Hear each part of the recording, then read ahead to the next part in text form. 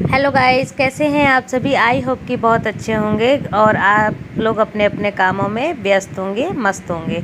तो गाइस, आज हम लेके आए हैं सूट की कटिंग और सिंपल सलवार की कटिंग। तो यहाँ पे हम सिंपल सलवार की कटिंग, आजकल सिंपल सलवार और कुर्ती बहुत ट्रेंड में है। तो गाइस, आज हम इसी की कटिंग के साथ साथ आपके साथ कुछ मोटिवेशन बातें करेंगे। तो गाइज़, ये है फुल साइज़ की कुर्ती है और फुल साइज़ का ही सलवार है। तो आप लोग कटिंग पे भी ध्यान देते रहिएगा, क्योंकि मैं इसमें बारीकी से नाप दिखा रही हूँ। तो आप देख सकते हैं, इसमें आपको दो दो चीज़ आपको सीखने के लिए मिलेगी। एक तो मोटिवेशन कुछ बातें होंगी और कुछ स्टिचिंग की कटिंग के बारे में आप सीख सकते हैं। तो गाइस, मेरी वीडियोस में लास्ट तक बने रहिए और वीडियोस अच्छी लगे तो लाइक, कमेंट और शेयर ज़रूर करिएगा। तो गाइस, आज हम बात करेंगे घर को बिल्कुल व्यवस्थित तरीके से रखना। घर में ज़्यादा क्लटर ना हो, ज़्यादा कूड़ा कचरा सामान बिखरा हुआ रहता है, उन सभी के बारे में लेडीज़ बहुत ज़्यादा सुबह से लग जाती हैं, रात तक काम करते करते थक जाती हैं, लेकिन घर का क्लटर सामान बिखरा ही रहता है। ऐसा लगता है कि हमने दिन भर काम किया लेकिन फिर घूम फिर के उसी जगह पे आ गया।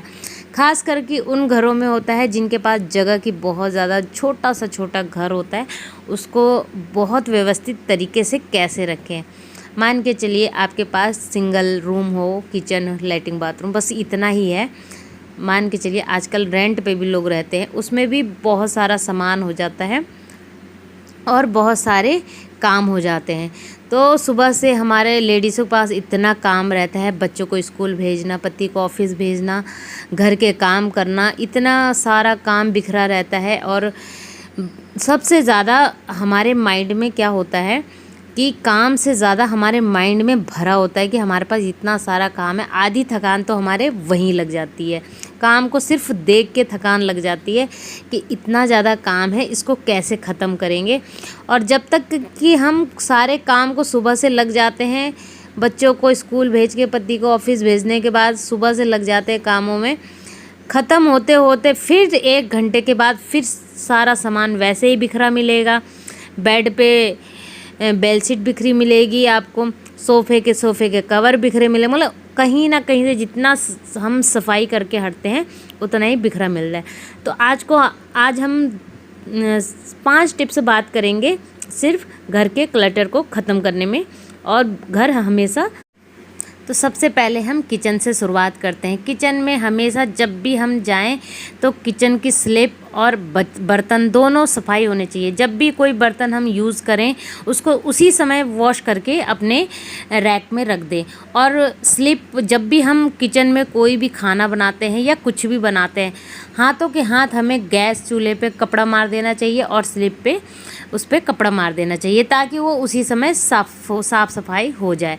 आगे वो थोड़ा 2-2 मिनट के काम हम छोड़ते रहते हैं और वो काम बढ़ता रहता है। ऐसे 2-2 मिनट के काम छोड़ते छोड़ते बढ़ते बढ़ते वो कम से कम 4-5 घंटे के काम बढ़ जाते हैं। तो सबसे पहला हमारा रसोई का काम है।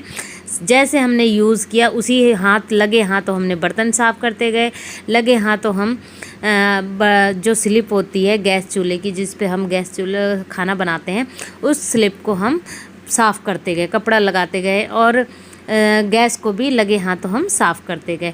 तो गाइज़, आधा क्लटर तो यहीं पे ख़त्म हो जाता है और हमें बहुत कम से कम टाइम में हम रसोई की साफ़ सफाई लग जाते हैं। लगे हाथों सप्ताह में 1 दिन रखिए, संडे का दिन, जिस दिन आप फ्री रहें, काम कम रहता है, उस दिन आप रखिए 1 हफ्ता में किसी भी दिन फ्रिज को साफ़ करने का। सप्ताह में 1 बार फ्रिज को साफ़ कर दिया, और अगर आपको बीच में टाइम मिल जाता है तो 2-3 दिन में आप बाहर से कपड़ा मार सकते हैं, लेकिन अंदर से फ्रिज साफ़ करने का पूरा सप्ताह में 1 दिन। तो हमारा ये रसोई की ऑर्गेनाइज बिल्कुल होते रहेगी।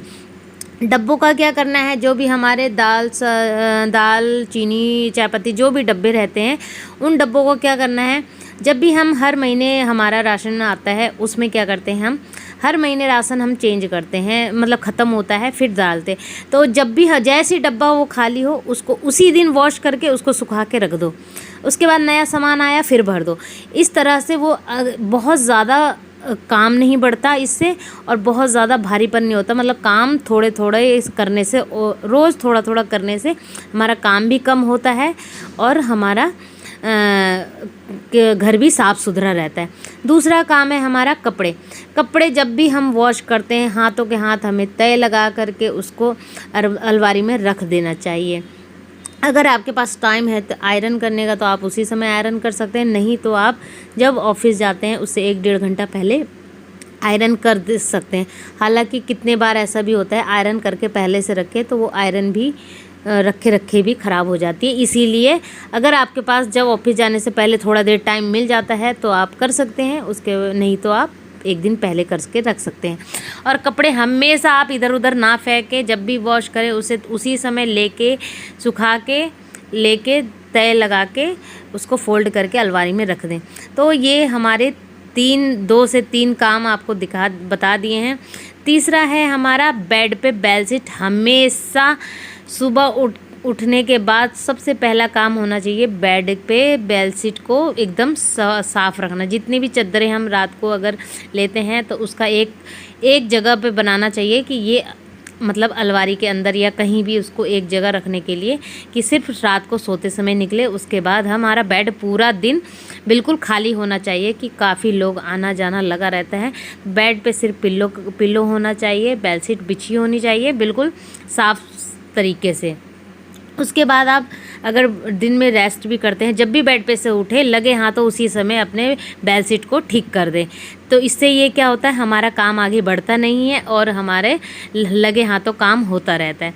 तो सबसे मेन काम ये हो गया। देखिए क्लटर खाली और जितने भी फालतू कपड़े हैं उसको आप बाहर निकाल दीजिए। जो आपने 2-3 महीने से कोई भी यूज़ नहीं किया है तो उसको रखने से अच्छा है किसी को डोनेट करिए। अगर डोनेट करने लायक है तो डोनेट करिए, वरना आप इसको बाहर निकाल सकते हैं। अगर वो नहीं है, डोनेट करने लायक नहीं है तो उसे फेंक सकते हैं। तो इसका कोई वो नहीं है। और आप जब भी कोई नई ड्रेस बनाएं तो आप एक पुरानी ड्रेस को भी निकाल के साइड कर सकते हैं जो अब यूज़ करने लायक नहीं रह गई है। इससे क्या होता है, हमारी अलमारी में उतने ही कपड़े रहते हैं जितने हमें ज़रूरत है और इससे ज़्यादा भारीपन नहीं होता है। नहीं तो पता चला इतने सारे कपड़े ठूस दिए, एक कपड़े निकालो 10 कपड़े नीचे गिर जाते हैं। उससे हमारा टाइम वेस्ट होता है और हमारा काम भी बढ़ जाता है। तो देखिए इतने सारे टिप्स मैंने घर को व्यवस्थित करने के लिए बता दिए हैं आप सभी को। और देखिए हमारे पास कोई भी टेबल है, मेज़, कुर्सी है, उसको हमेशा खाली रखना चाहिए, साफ़ रखना चाहिए। उसमें भर के कोई एक टेबल पे या जिस पे आप हमेशा काम करते हैं उस टेबल पे आप अगर कोई रोज़ की ही चीज़ हमारी है कि हाँ उसको हमने एक सेट करना है तो एक कोने पे उसे सेट करिए। बाकी का टेबल आप साफ़ करके रोज़ उस पर कपड़ा मार सकते हैं, कपड़े से साफ़ करके टेबल को क्लीन कर सकते हैं। और रही बात चेयर की, चेयर को आप दो चेयर खाली रखें। 2 से 3 चेयर को हमेशा खाली रखना चाहिए। जब भी कोई आए तो आप आराम से उनको चेयर दे सकते हैं बैठने के लिए कि हाँ पता चला चेयर पे हमने बहुत सारे कपड़े रख दिए हैं, बहुत सारा सामान रख दिया है। जब भी कोई आता है फटाफट हम खाली करके वो टेबल और चेयर निकाल के देते हैं, ताकि फिर वो सामान जैसी वो चेयर पे से इंसान जाता है उठ के, फिर हम उस चेयर पे सामान भर देते हैं। तो गाइस ऐसा नहीं करना है, सामान को हमेशा उसकी जगह पे रखना है। जूते चप्पल हमेशा रैक में होने चाहिए, बाहर दरवाजे के सामने नहीं निकले होने चाहिए। इससे सबसे पहले जो कोई भी एंटर करता है ना, सबसे पहला उसके दिमाग में जूते चप्पल ही आ जाते हैं, दिख जाते हैं सामने पे। तो जब बाहर से ही अच्छा नहीं दिखता है तो अंदर से अच्छा कैसे रहेगा। इसीलिए सबसे पहले जो मेन दरवाज़ा है उसके लिए जूते चप्पलों के लिए एक स्टैंड बनाइए, उस पर एक कवर होना चाहिए ताकि वो जूते चप्पल रखने के बाद उस पर एक कवर ढक दो। एक कॉर्नर पे होना चाहिए और उसके आसपास 1-2 प्लांट लगा दो, पता ही ना चले कि यहाँ पे जूता स्टैंड रखा हुआ है। और प्लांट्स देख के ही इंसान खुश हो जाए, तो प्लांट्स लगा के ग्रीनरी बढ़ जाती है, दरवाजे के आगे बहुत सुंदर लगता है। तो गाइस एंटर गेट पे ज़रूर आप जूते चप्पल रखें, बाहर ही खोलें, लेकिन उसको ऑर्गेनाइज तरीके से रखें कि किसी को पता ना चले यहाँ पे इतना सारा जूता चप्पल रखा हुआ है। और इससे घर की घर एकदम बहुत सुंदर लगता है, बहुत अच्छा दिखता है, ऑर्गेनाइज दिखता है। अब यहाँ बात करते हैं हम वॉशरूम की। वॉशरूम में हम सोप स्टैंड होता है, सोप हो गया, शैम्पू हो गए, हार्पिक हो गए, ये बहुत सारी चीज़ें होती है वॉशरूम की। उसकी एक जगह बननी चाहिए, वो एक ही जगह, चाहे आप स्टैंड बनवाइए या आप छोटी सी वहाँ पे एक स्लिप डलवाइए जिसमें आप वो वॉशरूम के जितने भी सामान हैं उस स्लिप पे आ सके, स्टैंड पे आ सके। पता चला साबुनदानी उधर फेंकी है, हार्पिक का डब्बा उधर फेंका है, ब्रश टॉयलेट वाला उधर फेंका, मतलब इधर उधर सामान है, वॉशरूम भी पूरा बिखरा हुआ है तो बिल्कुल अच्छा नहीं लगता। हमेशा क्लीन, और वॉशरूम में डेली झाड़ू मार के वॉशरूम क्लीन करना चाहिए। हमेशा गीला नहीं रहना चाहिए वॉशरूम, इससे बहुत सारी प्रॉब्लम भी होने लगती है। तो गाइज़ एकदम क्लीन होना चाहिए वॉशरूम भी। वॉशरूम के सारे सामान एक जगह पे व्यवस्थित होने चाहिए। कपड़े टांगने के हैंगर होने चाहिए, और हाथ पोंछने के लिए आप एक वॉशरूम के पास टॉवल लगा सकते हैं, एक रसोई के साथ में टॉवल लगा सकते हैं। 2 टॉवल आप हमेशा अलग टांग के रखिए, जिसमें आप जब भी वॉशरूम से निकले तब हाथ पोंछें और किचन में काम करें तो हाथ पोंछ सके। तो गाइस 2 टॉवल आपको हैंग करके रखना चाहिए हमेशा, जिससे कि आप, हमारे हाथ पैर गीले होते हैं और उसको हाथ हमेशा पोंछ के आप दोबारा अपने काम को कर सकते हैं।